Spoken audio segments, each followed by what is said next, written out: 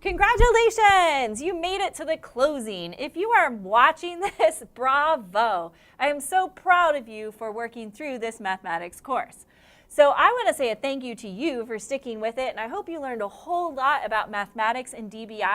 I also want to send a special thank you to a lot of the people that worked on the background of this course. So specifically, Suzanne Forsyth helped a lot with the workbook activities and putting all of that together. Marnie Pollack, she's sitting over there. You can't see her, but she has been here every day that I've been recording, and she has done so much of the editing of this module, of this course. She is amazing. Melody Walker helped a lot with the coaching materials that go along with this course, so thank you so much, Mel.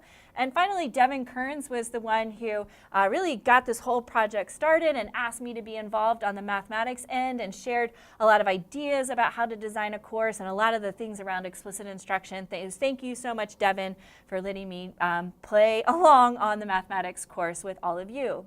Lynn Fuchs, Diane Bryant, and Ben Clark were so nice to share some mathematics materials that we looked at in different parts of different modules. And then I also want to thank our teachers and students that helped us put together our videos. So lots of people behind the scenes. You always see me, but there are a lot of people helping me put together this awesome, awesome course.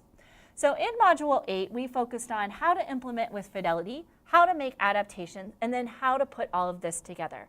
So to do a quick review, in part 1, we talked about fidelity and measuring fidelity quantitatively and qualitatively. So if you're reviewing your checklist, we need to make sure that we are implementing everything with high fidelity and that we are measuring quantitative fidelity and qualitative fidelity. In part 2 of this course, we talked about adaptations to the student's instructional platform. So if that's not enough for the student, we need to make adaptations. And we talked about implementing with greater fidelity. Interesting how that's the first one we talk about. Embedding behavioral supports, increasing the dosage, so maybe how many times per week or how much time in a session or maybe even how many weeks during the year. We spent a lot of time talking about how to adapt mathematics content, how to utilize explicit instruction in the best way possible. And we also talked about in mathematics how important it is to explicitly teach for transfer. So if we are reviewing the checklist for part 2, it goes over all of those 6 things that I just talked about. And then in part 3, I presented this very colorful and very convoluted diagram about how all work with the DBI framework. And I also reviewed how each of these fit into our modules, and I hope that you will use this as a review when you want to go back.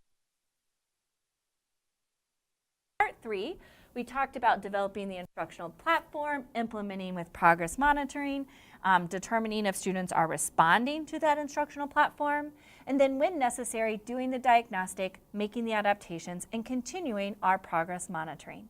So it's time to check in with Mr. Flores. This has been very helpful. DBI has been excellent for both me and my students. I have learned to put together interventions that focus on essential math, utilize explicit instruction and multiple representations, and use fact and problem-solving activities on a daily basis. Through assessment, I've learned whether my students are actually benefiting from my intervention efforts. Because I've been making timely decisions about students' learning, I'm adapting the instruction in meaningful ways for my students. I look forward to continuing to use DBI for all my students with math difficulties. Well, I hope that your experience with DBI is just like Mr. Flores, because it seems like it's working out for him and his students, and he's going to continue using DBI for years to come. So here's just a nice review of everything that we've covered in this course. And so now it's time for your classroom application. Start doing DBI. You're ready, go out there, and it's going to benefit both you and your students. So thanks so much for participating in this course. Have fun with teaching and have fun with DBI, and good luck with your implementation of DBI.